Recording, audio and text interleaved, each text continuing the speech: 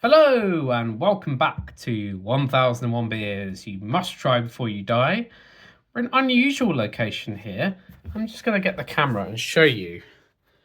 I've got a pirate bedspread and I've got a Lego monkey. Where am I? I am in Denmark. I am in the Legoland Hotel in Billund. Here on a work trip. For those who don't realise, I work for Lego full time. And I have managed to find a beer from Denmark in the book, in the local supermarket. So today, first brewed 2005, 7.1% in the book. It may be different in the bottle, but it is Jacobsen Saaz Blonde. I have it here. What have we got on the percentage here? It is, 7.1 still. Brilliant. So it's a very nice large bottle. The hotel room comes with glasses, so I'm going to pour myself this now. And I'll talk about the tasting notes. Thought while I was in Denmark, I should probably find out, can I find any of the beers I need? So, fragrant tropical fruit and a touch of pine on the nose, followed by a dry and chewy palate with some spicy clove-like bitterness. Full flavoured and mellow, it is very easy to drink for its strength. Try it with scallops and meaty fish dishes. Nope, I haven't got any food. And this is also the first beer review for a long time I'm doing on my own. But I'm more than happy about that. Let's have a look at the beer itself. It looks like a blonde. I've got a nice little mini chalice glass here. So previous hotel reviews I've done have been in paper cups. Have been pretty poor. I did them in the US. This, thankfully, Legoland Hotel, I had a choice of glasses. I had 3 different glasses choices given with the room, but I thought I'd go for the mini chalice. I thought that'd be really nice. Mostly because in the book, it shows the chalice glass. I thought that'd be brilliant. So the design has changed somewhat. I can't show you the old design because I've got a photo of the book, but here is the bottle we have now. There is presumably Jacob or Jacob's son. It's a really nice bottle. It's kind of like almost, it sort of flares out at both sides. I had a couple of the other Jacobsen beers last night in the hotel, the Yakima IPA and the GC IPA. They're both really, really nice. So I'm hoping this one will be really, really nice too. It's also quite a chunky bottle. This is 75 centilitres, so much bigger than the bottles you normally find for beer. I'm normally used to either 500 millilitres or 330. So this one will take me a little while. But let's go for the smell. It smells good. It smells very hoppy.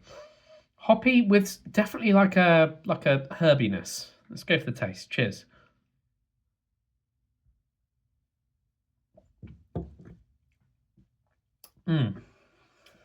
Oh yeah, quite grassy. It is quite a grassy, herby blonde ale.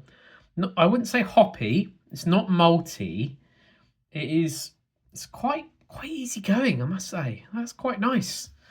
I like to just sit in my palate for a little while. I'll just say a little bit more. So actually, Jacobsen is brewed by Carlsberg. So Carlsberg obviously at some point took over this brewery. So it says the beer is creation of a former brewer, Morten Ibsen. It's a Belgian-style blonde ale that takes its name from the distinguished Saaz hop from the Czech Republic. This hop has a famously herby, piney aroma. Extract of Angelica, also known as the Nordic ginseng, adds distinct herb bitterness that complements the fruity taste of the yeast. Yeah, it does really taste herby, actually. The rich colour is typical of a Belgian blonde and comes from the use of Pilsner malt and a bit of caramel malt for sweetness. It says the result is deliciously fruity blonde beer that makes a great alternative to white wine as an aperitif.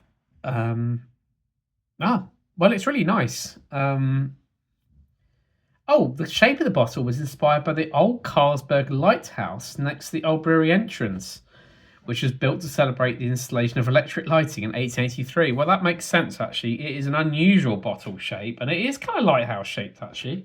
That's really interesting. I like the kind of design as well. Is the other ones I had I had a can of the Yakima IPA last night, and I had kind of all that sort of green version of that. But you don't know it's Carlsberg at all. There's no indication it's brewed by Carlsberg. So that's really, really interesting. It's really nice though, must say. But very herby. Clearly has that Saaz kind of a Czech influence.